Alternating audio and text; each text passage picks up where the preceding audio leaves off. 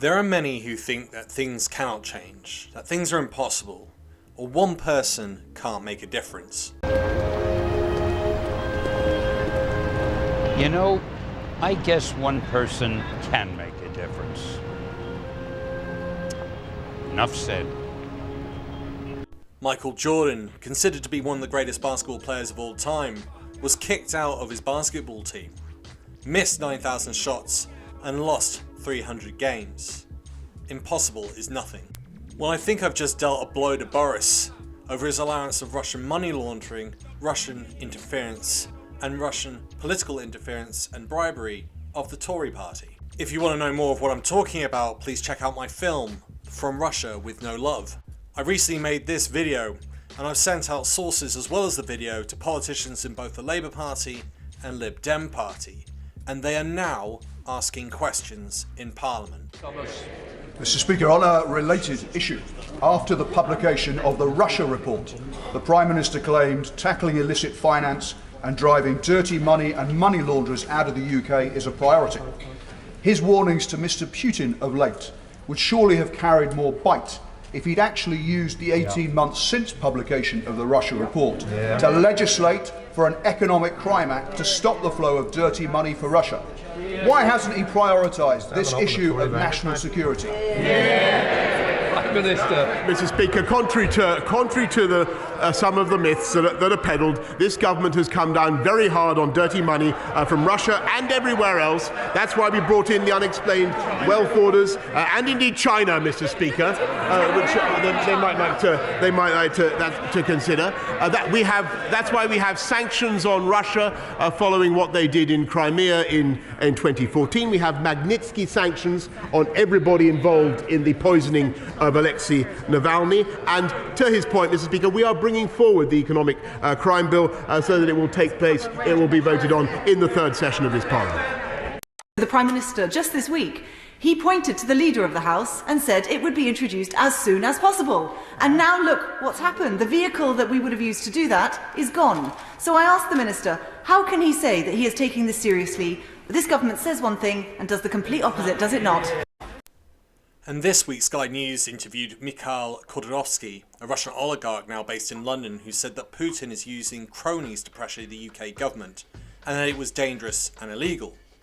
Mr. Khodorkovsky says he knows he is taking a risk every time he speaks out against the Russian leader, but claims that the practice is rife and has to be stopped. The former head of oil giant Yukos, who was imprisoned for 8 years by Putin's government for tax evasion and theft, in a very controversial case, said it was really important to fight this. He explained Putin's clique used money in order to illegally put pressure on the British political system, and this is happening directly, indirectly, via legal firms, via lobbying businesses, via directly influencing politicians, and so on and so forth. This is the most dangerous aspect, and it's really important to fight this. It is clear that the assets of his cronies held on enemy soil, and he considers the UK his enemy, are a sign of betrayal, unless they are used to influence British politics. And where have we heard this before? Not just in my movie From Russia with No Love, but also from CNN, who reported on this before the Russia report was released. However, a lot of this was not released in the UK, it was a report in the US. Thus why a large number of population in the UK have not heard about it.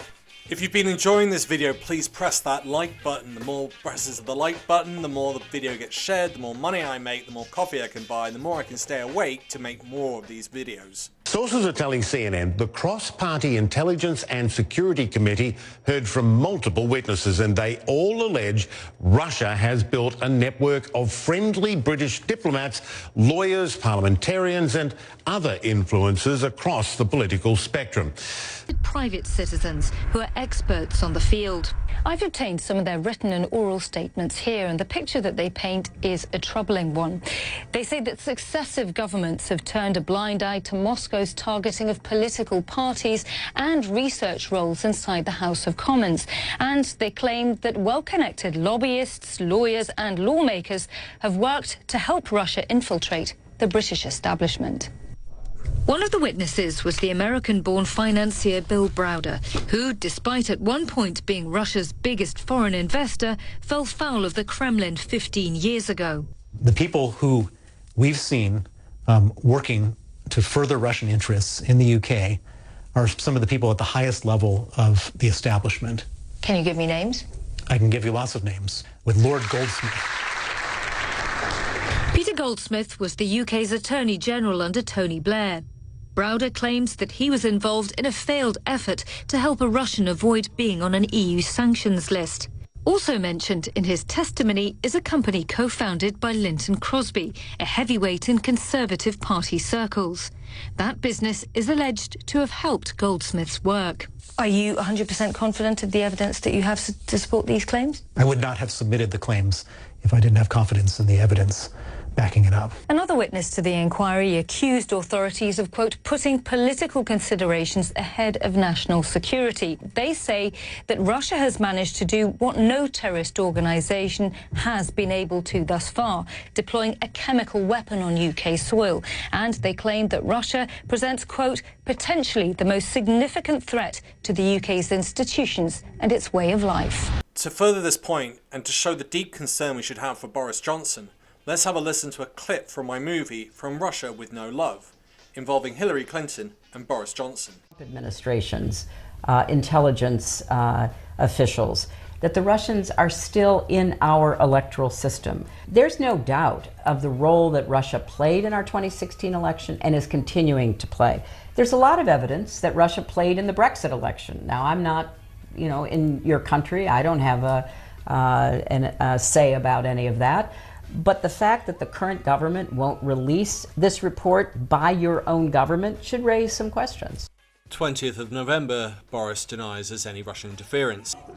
Absolutely no evidence that I've ever seen of any Russian interference in UK democratic processes. And as 22nd of November, Boris denies there's any Russian interference, comparing it to that of the Bermuda Triangle. Whether or not there was Russian interference or any kind of influence. There is absolutely no evidence that I know of. If that's the case, then why not release it? To show any interference in any British electoral event, and the So for what purpose is the Prime Minister still considering it?